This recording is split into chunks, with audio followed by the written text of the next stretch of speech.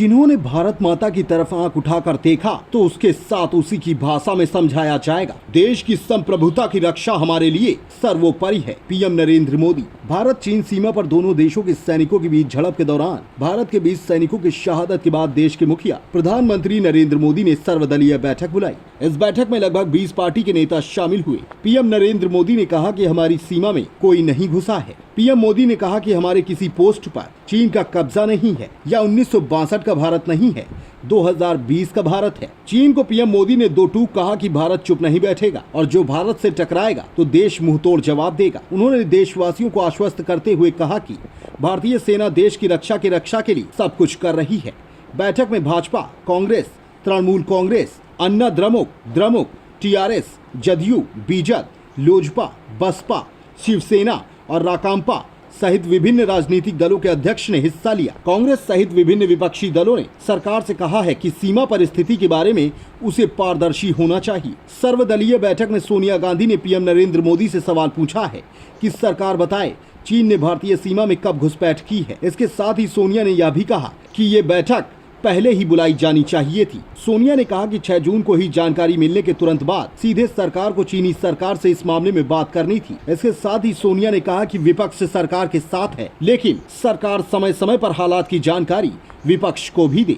सर्वदलीय बैठक में ममता बनर्जी ने कहा है कि चीन एक तानाशाह देश है, उसके मन में जो आता है करता है, लेकिन भारत एक लोकतांत्रिक देश है। ऐसे में हम सबको मिलकर चीन के खिलाफ लड़ाई लड़नी होगी। ममता बनर्जी ने कहा कि जब बात देश की होगी तो हम सब मिलकर लड़ेंगे और जीतेंगे। उन्होंने कहा कि आज की आवश्यकता है कि हम सभी को चीन के खिलाफ एकमत होना होगा, एक आवाज में चीन का विरोध करना होगा और एक होकर उसे जवाब देना होगा। इसके साथ ही ममता बनर्जी ने कहा कि टेलीकॉम, मोबाइल व एविएशन सेक्टर में चीन के निवेश को बंद करना होगा। इससे हमें थोड़ी मुश्किलें होंगी, जिसे जल्द ही ठीक कर लिया जा सकता है, लेकिन हर हाल में चाइना के प्रोडक्ट की देश में एंट्री पर रोक लगनी चाहिए। बिहार के मुख्यमंत्री और जेडीयू चीफ नीतीश कुमार ने कहा कि पूरे देश में चीन के खिलाफ गुस्सा है, हम सब एक हैं। इस मुद्दे पर किसी भी राजनीतिक दल को एकता का अभाव नहीं दिखानी चाहिए।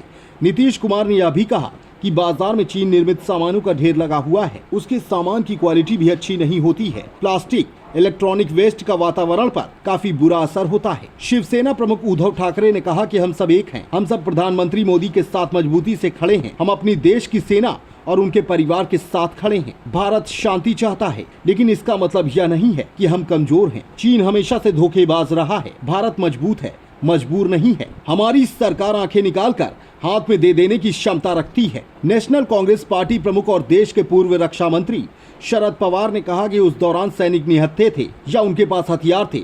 यह मामला अंतर्राष्ट्रीय एग्रीमेंट से जुड़ा है।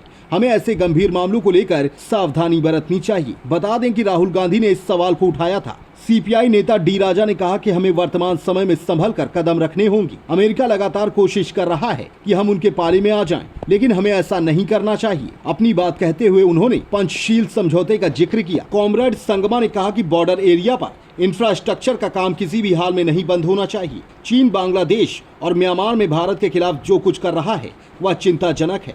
रक्षा मंत्री राजनाथ सिंह ने सभी नेताओं को इस घटना के बारे में जानकारी दी है।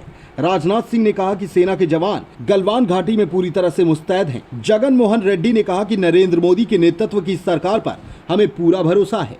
आपने विश्व में ग्लोबल पार्टनरशिप तैयार किया है। इसके साथ ही रेड्डी ने कहा कि चीन हमें इस महामारी के दौर में तोड़ना चाहता है, लेकिन हमें इसका मजबूती से सामना करना है। अकाली दल के सुखबीर सिंह बादल ने कहा कि यह सही समय सवाल पूछने का नहीं है।